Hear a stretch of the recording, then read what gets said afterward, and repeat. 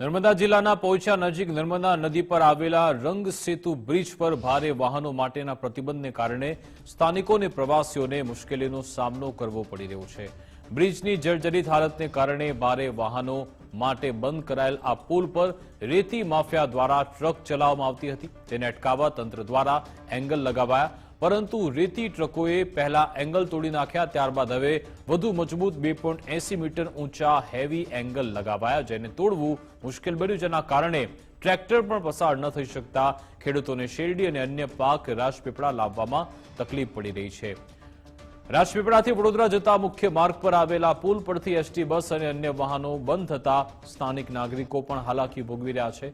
ખાસ કરી વડોદરા જિલ્લાના કરજણ નજીકની ખાનગી કંપનીમાં કામ કરતી આશરે 40 મહિલાઓને કંપનીની બસ પુલના છેડે ઉતારી દે છે, ત્યારથી પગપાળા 15 થી 20 કિલોમીટર ચાલવું પડે છે। પોઈચા સ્વામિનારાયણ મંદિરના દર્શનાર્થી પ્રવાસીઓને પણ 50 થી 60 કિલોમીટર વધારાનો ફેરો લેવો પડે છે। સ્થાનિકો અને મુસાફરો તાત્કાલિક પુલ ખોલવા અથવા વૈકલ્પિક વ્યવસ્થા કરવાની માંગ કરે છે, જેથી રોજિંદા જીવનમાં આવતી મુશ્કેલીઓ દૂર થાય। આરએમબી ડભોઈ તરફથી પહેલી હલકી ગટર લગાવવામાં આવી હતી અને મોટી ગાડીઓ સરકીને તોડી નાખવામાં આવી। અત્યારે મોટો ગટર લગાવવામાં આવ્યો છે। હવે જે બ્રિજને એની જે ગુણવત્તા સારી રહેશે, ભારે વાહનોથી કોઈ નુકસાન નહીં થાય। અહીંથી જ જતા હતા ટ્રેક્ટરો, પણ અહીં રેતીની ટ્રકો આવતી હતી એટલે અહીંથી વિંગલ મારી દીધી। વિંગલ મારવાના કારણથી અમને 20 કિલોમીટર થાય એટલે બંધ કરી દીધું, પણ અમને હવે તકલીફ થઈ ગઈ ને। હવે હા, ખેડૂતોને હવે તકલીફ થઈ ગઈ।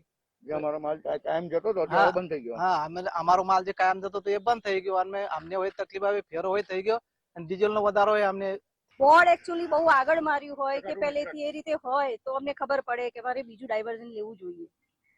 ખબર નહીં, સાંજનો સમય છે, જમવાનો ટાઈમ થઈ ગયો છે, અંધારું થઈ જશે, ફેમિલી સાથે છે, શું કરવું એ કન્ફ્યુઝન છે, બહુ જ કન્ફ્યુઝન છે। એ એમ કે છે કે અહીંયાથી ના જાય તો આપણે બહુ બધું ડિસ્ટન્સ હજુ કાપવું પડશે, આખો સર્કલ આખો લેવો પડશે અને આવતીકાલે અમારે જવાનું છે ત્યાંથી।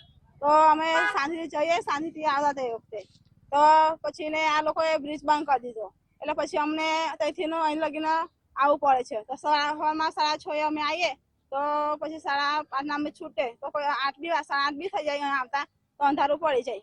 અંધારું તો અમારા લોકોને કોણ લેવા આવે? તો પછી અમને એમ થયું કે ચાલ આગળ રજૂઆત કરીએ અમે। તો અમે દશાબેન પાસે ગયા તો દશાબેને કીધું કે સારું એમ કે આગળ અમે કહેશું એમ।